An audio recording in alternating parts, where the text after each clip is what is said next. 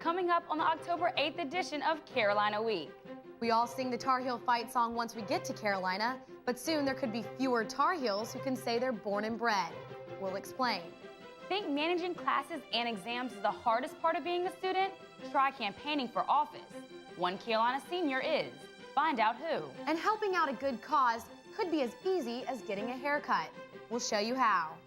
All those stories and more. Carolina Week starts now.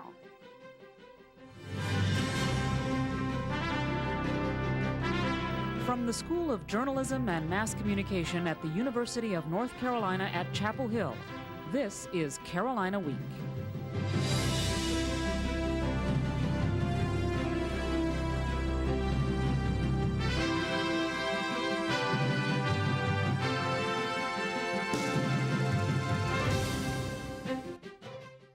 Good evening, I'm Andrea McAfee. And I'm Courtney Robinson. Thanks for joining us for the October 8th edition of Carolina Week. Our top story tonight, UNC Chapel Hill has a reputation for being pretty tough school to get into, especially if you're an out-of-state student. But a ruling from the UNC System Board of Governors might change that. Carolina Week's Amanda Eiler has student reaction. I was the producer of WRAM. I ran the newspaper. I was also a three-sport varsity athlete. I was involved in sports year-round. Jeannie Campbell and Parker Melvin were both exceptional students in high school.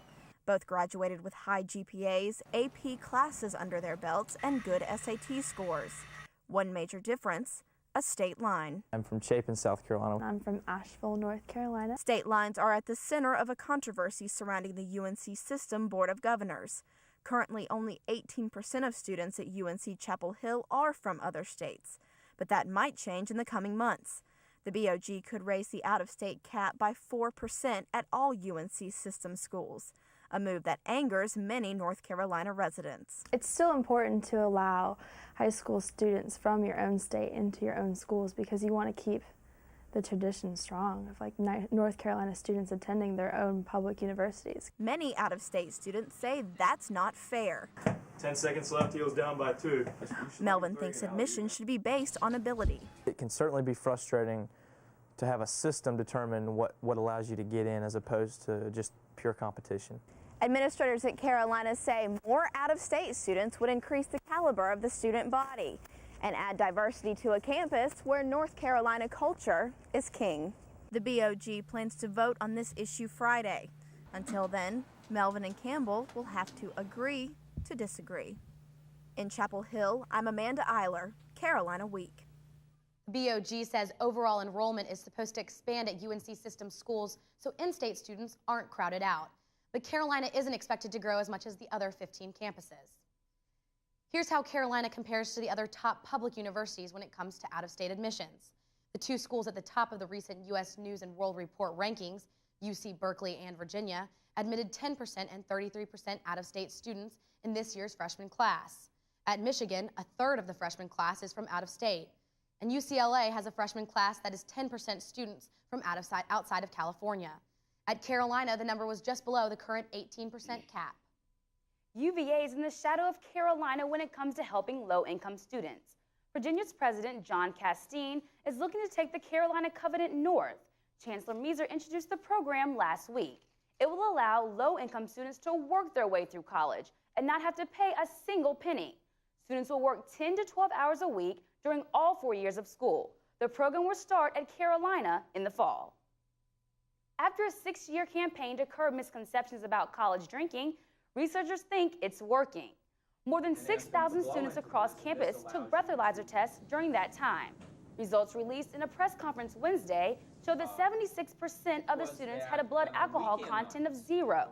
Researchers attribute the results to the 2 out of 3 campaign, which made students aware that the majority of their classmates, 2 out of 3, don't drink. Shane Diekman supervised one interview team. He says he's pleased with the students' willingness to participate. We were pleased to find out that students were very willing to participate in the study. There was, of course, some apprehension going out there, seeing whether they would be willing to respond or not. But we found that most students did participate, as you can see by our participation rate. Researchers say that the number of students who don't drink is now up to 3 out of 4. Chapel Hill Town Council plans to talk Wednesday night about a town gown partnership that can beef up downtown businesses. Chancellor Measer and Mayor Ken Foy teamed up recently to start a joint revitalization effort. Tonight's agenda including parking issues, downtown safety, and new businesses. Measer says he'll take ideas from the meeting and use them to plan campus construction near downtown. Town council elections are coming up, and some students are doing more than just voting. One Carolina student has decided he's had enough of this university hall and is now trying to become a part of town hall. Senior Mike McSwain is running for Chapel Hill Town Council. The Greensboro native hopes to add a student voice to the council on issues such as fare-free buses and the vitality on Franklin Street. He encourages students to register to vote and turn out at the polls as a first step in participating in community politics. Running a campaign would get students more involved in local politics and really take an action in expressing to the town that there is a student voice and not just a university voice. McSwain says being part of the Voice of Carolina students is his primary objective if he's elected to town council. Do you ever miss those days of climbing trees in your backyard? Well, those days aren't gone, and neither is the place to play. We'll tell you where you can do it when Carolina Week returns.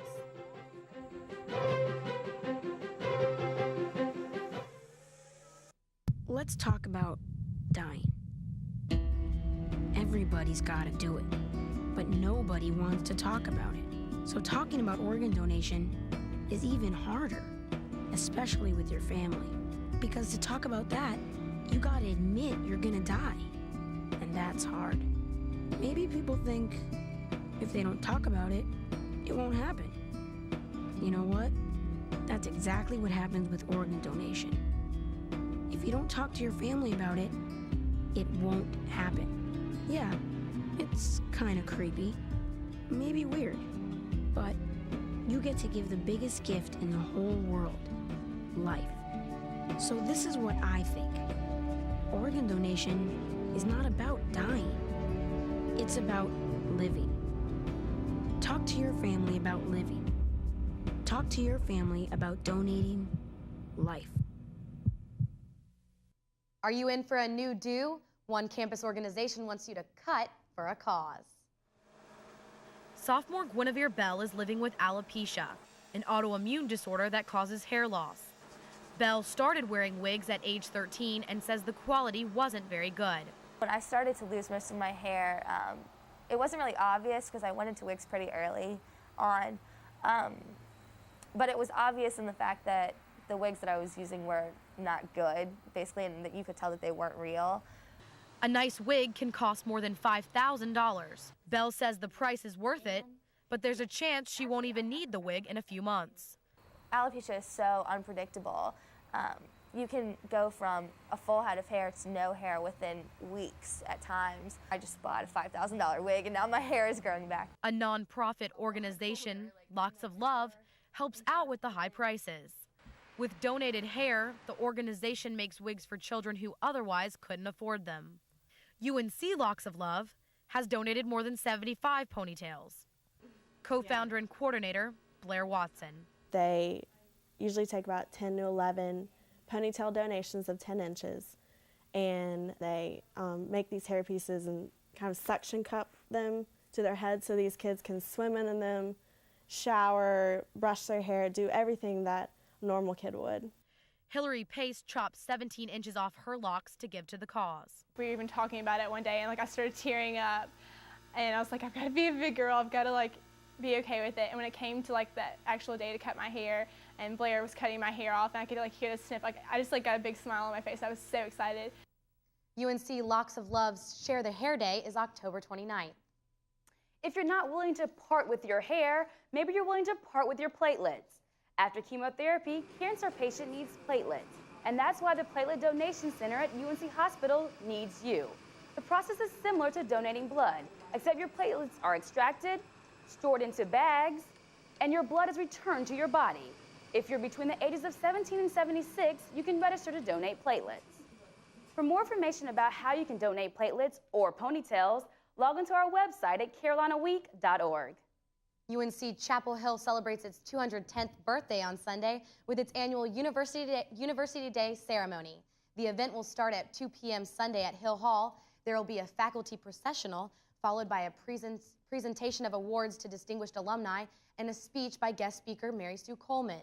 Dr. Coleman is currently the president of the University of Michigan and served in the 1990s as a vice chancellor and associate provost at UNC. Tibetan monks are an unusual sight in Carrboro. The four are on a year-long journey through the U.S. promoting peace and unity while raising funds for the monastery in southern India. The monks have been performing traditional Buddhist chants daily at the Temple Ball Gallery. They've also been working on a sacred art tradition known as mandala, which features millions of grains of dyed sand painstakingly laid over a platform. It takes days. The tour will take the monks across the United States before they return to their monastery next summer. It's a fun-filled program that many people don't even know about, and it's located right around the corner. Carolina Week's Dana Hackett tells us what Carolina Adventures is all about. Have you ever wanted to spread your wings and fly? Then take a ride along the country's longest zip line. Carolina Adventures offers that and more.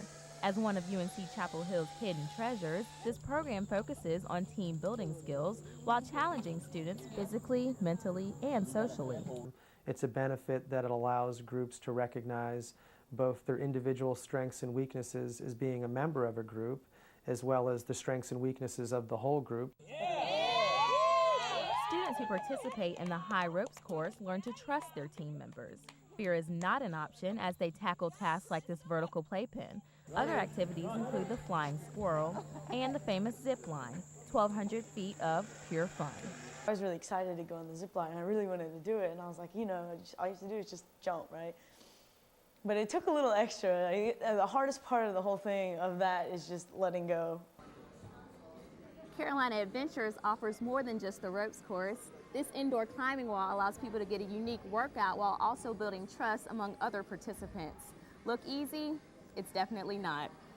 The main purpose of the climbing wall is to provide a service to all UNC community members. Climbing wall participants work in pairs. One person climbs to the top while the other strings the first person along. And for some, climbing without a harness presents an extra challenge.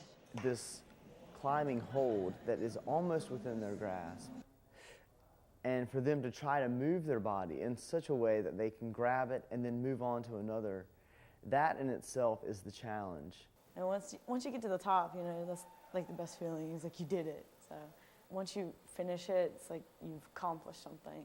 That rewarding feeling keeps the veterans coming back. Many of them wonder why Carolina Adventures remains such a secret to much of the campus community. Coming in for a landing. In Chapel Hill, I'm Dana Hackett, Carolina Week. Carolina Adventures also offers expedition trips that include sea kayaking, hiking, and rock climbing. For more information, you can visit our website at carolinaweek.org. Well, guys, lately the weather has been pretty good outside to go do those ropes courses. It sure has, but lately things have been changing too. Scott, can you tell us what's going on? You're absolutely correct. Well, actually, we've seen some disturbances move into the region which are impacting our weather as of now. But I'll get to the details in our forecast. First, let's take a look at this week's Carolina Week weather question, which is, what does not affect fall leaf color? Is it A, elevation, B, rainfall, C, length of nights, or D, full moon?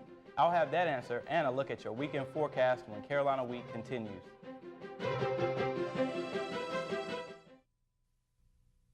I don't want her to be labeled. He's just like I was in school. It's just a phase. He'll get over it. Millions of kids have learning difficulties and are struggling in school. But instead of excuses, they need help. They learn differently. See how far your child can go. Visit focusonlearning.org. Do it for your child. Do it for yourself. But do it now.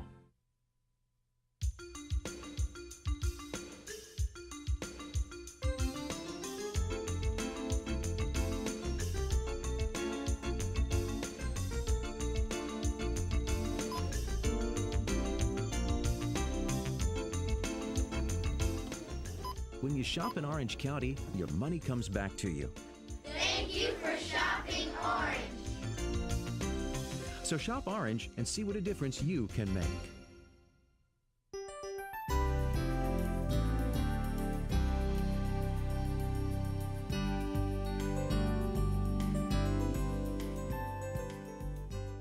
Hi, and welcome back to Carolina Week. This week has brought about a change in the weather pattern. Clouds and rain have begun to overspread the region, causing folks to dust off their umbrellas. Besides dodging obstacles with construction around campus, students have beginning to see that they have a need to dodge puddles as they walk across campus.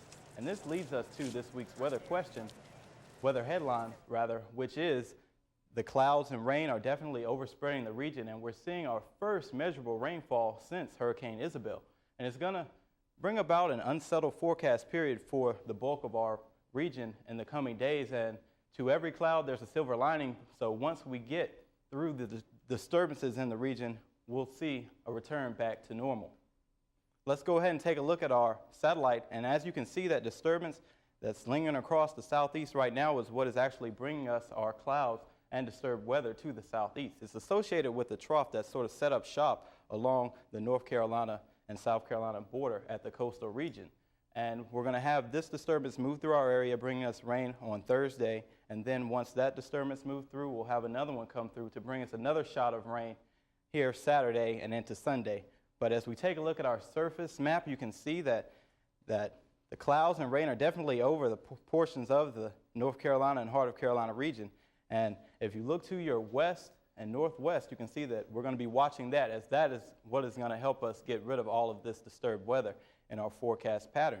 Let's go ahead now and take a look at our Carolina Week 4-day forecast. And as you can see, that on Friday, you can expect to see a break in the rain. It's going to be mostly cloudy with a high of about 71 degrees. And then on Saturday and Sunday, our next disturbance will move through.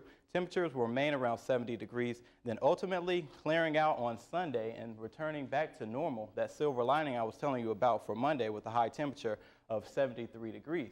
So if you're heading out to the beaches, you can expect the temperature on Saturday to be 73 degrees. We're going to have rain in the forecast both Saturday and Sunday at the beaches, thanks to that area of disturbed weather that is focused mainly in that region. If you're heading out to the mountains, you can expect on Saturday temperatures to be around 64 degrees, and on Sunday it's going to clear out, temperature remaining in the low 60s. Speaking of the mountains, the fall foliage has begun to peak, and in some of the higher elevations you can see where the best peak is occurring. And if you want to take a look at some of the scenic drives in North Carolina, you might want to head to the Blue Ridge Parkway, Grandfather Mountain, Mount Mitchell, or Mount Misga. So that brings us back to our weather question, which is, what does not affect fall leaf color? Well, Scott, people always think that we look at the answer beforehand so we know what to guess.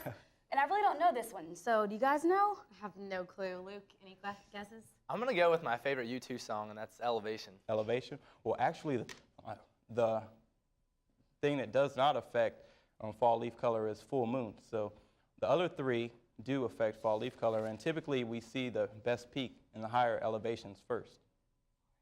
Thank you, Scott. Well, it was worth a shot. Speaking of elevation, the UNC football team needs to elevate as they enter enemy waters this weekend.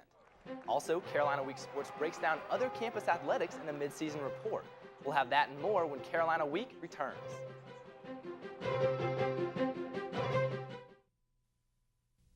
Recycling a glass bottle saves enough energy to run the TV you're watching for 1 full hour. Recycle. It's the everyday way to save the world. Recycling all our Sunday papers would save over 500,000 trees a week. Recycle. It's the everyday way to save the world. Making a can from recycled aluminum instead of from raw materials reduces air pollution by 95%. Recycle. It's the everyday way to save the world. Women today are fighting for their lives. More than half of the new HIV infections are among women. And if you don't think you're at risk, think again. I'm Rebecca Armstrong, and I am one of more than 1 million Americans living with HIV today. I got infected because I didn't think I was at risk. But I'm alive today because I got tested and I got treatment. Do yourself a favor. Get tested for HIV today. You can call this number for more information to find out where.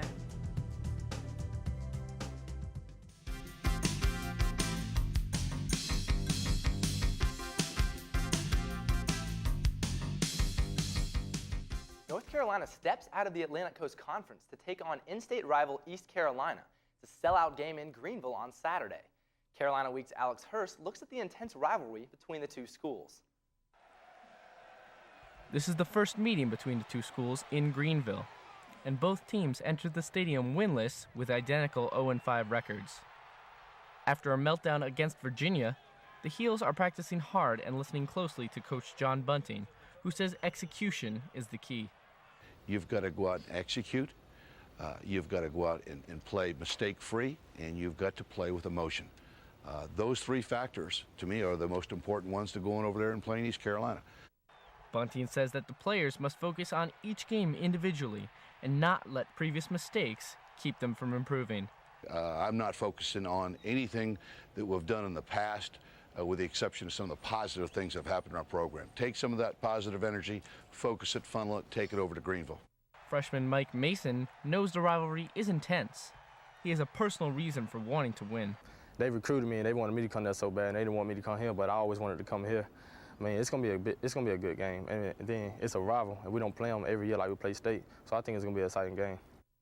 If the Heels don't sink the pirate ship this weekend, somebody at Carolina could be walking the plank. In Chapel Hill, I'm Alex Hurst, Carolina Week Sports. The Heels desperately need a victory this weekend in Greenville because the fans are drowning and in desperate need of a rescue. When you think of Don Johnson, you normally think of Miami Vice or Nash Bridges, the epitome of cool. Well, there's another Don Johnson who's just as smooth here in Chapel Hill. Carolina alumnus Don Johnson, a top doubles player on the professional tennis tour in the past decade, has been named the top assistant men's tennis coach here at Carolina. UNC head coach Sam Paul made the announcement Tuesday. Johnson had worked with the UNC program on a volunteer coaching basis the previous 5 seasons. In reference to the unparalleled sports program here at UNC, it was Dean Smith in 1997 who said, quote, "This is a women's soccer school. We're just trying to keep up with them," end quote. Well, women's soccer is on top again, and Lori Kolupny hopes the team this year can end the season at #1. Yeah, we want to get the championship back. We've lost it the last 2 years, and that's not what this university is used to doing. These ladies aren't just used to winning, they're used to winning championships. Coach Anson Dorrance has led this dynasty to 17 titles in the 22 years of the Women's NCAA Championships. 2 straight seasons without a crown must feel like a dry spell. But this season, the Heels are ready to resume their reign. Behind stellar goalkeeping of Allie Wingett and the talented leadership of Alyssa Ramsey, the top-ranked undefeated Tar Heels aim to net their number 18 championship later this season. The women's soccer team is the best in the country. The football team is among the worst. Here are the midterm grades for the other 3 fall sports. Coming off a 7-loss season last year, the men's soccer team has played like it has something to prove. Even with 14 true freshmen, the Heels are playing like seasoned veterans. They recently had a huge win against the top-ranked Maryland Terrapins and are 3-0 against top 10 teams. Monday, they moved to their highest ranking of this season at 3rd in the country. The women's field hockey team is also among the best in the country. Led by junior forward Kelsey Curran, the Heels are ranked #2 right behind Wake Forest. Last month in Winston-Salem, it was a classic battle between the Heels and the defending NCAA champion Demon Deacons. Carolina fell 2-1 in overtime. A grudge match is set for October 25th in Chapel Hill. The volleyball team's season has been a roller coaster ride. The Lady Tar Heels looked promising early on, but are 0-3 against top 25 teams and have fallen out of the rankings. One bright spot has been Molly Piles. The junior outside hitter has piled on the awards and has been named to 3 all-tournament teams this season, winning MVP honors twice. Piles continued her stellar play Tuesday night against Virginia. She had 20 kills and 14 digs to lead the Tar Heels to a 3-game sweep of the Cavaliers. Norma Cortez dished out 45. You heard me, 45 assists on the night. The Tar Heels improved to 4-1 in the ACC and 13-5 overall. Guys, I'm exhausted, and all I did was read. But hopefully you guys can rest up because next Friday we have Midnight Madness with Tar Heel basketball. It's also called Late Night with Roy this year, so hopefully you guys will be there. Yeah, Andre and I are definitely going to check that out. Hopefully we'll get a sneak peek at Roy. And the basketball players. Most people don't want to think about rodents when it comes to food. But one popular Chapel Hill eatery is named for one, and it's been a favorite for years. We'll tell you where it is coming up.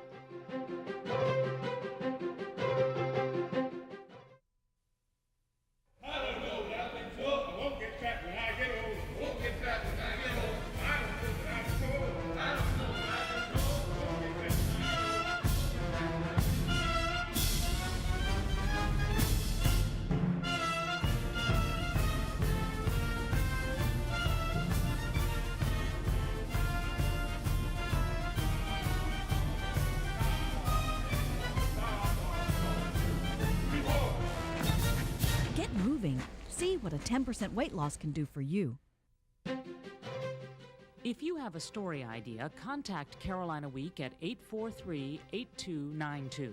You can also visit us online at carolinaweek.org. If you have questions about this program, write Carolina Week at Campus Box 3365, UNCCH, Chapel Hill, North Carolina, 27599. Un día en el bosque las ratas jugaban. Escucha Smokey antes de tratar. Solo tú. No juegues con fósforos, no juegues con fuego. No hay nada pero un pobre conejo asustado o un pobre ratón sin casa en que vivir. Si un hermoso bosque es lo que deseas, no juegues con fósforos, no juegues con fuego. Solo tú puedes prevenir los fuegos en áreas naturales. So many things are changing on Franklin Street. But one favorite hotspot will probably be going strong years from now. Allison Sossaman has that story. Apple pie with cheese melted on top. The lasagna, like everybody else, is our most popular, but I love it. The sweetest tea I've ever had in my life. A piece of meat called the gambler. Sound good to you? Well, you can find all this and more here at the Ram's Head Ratskeller, otherwise known as the Rat. It may not look like much from up here on Franklin Street, but take one trip down this alley and you'll see why the Rat has been a Chapel Hill tradition for over 50 years. UNC juniors Ian Scott and Vic Elia remember how they first heard about the Rat. My cousin first told me about the Rat. That's how we got introduced to it. He said, go look for a place on Franklin called the Rat Cellar, not Rathskeller. So we came here. And they've been coming here ever since. So what makes the Rat a regular stop for visitors like Sarah Dodson? Every time we're in town, we try to come by the Rat. We just went in and had a glass of cider. Perhaps it's the unorthodox atmosphere of this underground eatery. The Rat has as many different dining room environments to choose from as it does items on the menu. Feeling adventurous? Take a ride in the train room. In a more playful mood? Join the clowns and the animals in the circus room. Maybe you're looking for something a bit more romantic. Be sure to check out the Cave, for couples only. While the rooms and the food have certainly helped make the Ratskeller a popular Chapel Hill dining spot, still it's something else that makes it a legend. In today's restaurant business where employees come and go so rapidly, the Rat has managed to maintain a staff of waiters who now average over 30 years of service. Customers like Ian Scott appreciate this. I've had the same waiter every time, practically every time I would eat here. It's either Pop or Davis. So, I don't know, it's a great place to come eat. The food, the ambiance, and the service make the Ram's Head Ratskeller a piece of Chapel Hill's rich past. In Chapel Hill, I'm Allison Sossaman, Carolina Week. When the Rat opened in 1948, Harry Truman was president. And bread only cost 12 cents a loaf. Can you imagine? I sure can't, but it sure puts me in the mood for some sweet tea. What about you? Yeah, I'm game. Let's definitely get over there. And as the new governor of California would say, hasta la vista, baby. We'll be back. Thanks for joining us for this edition of Carolina Week. Good night.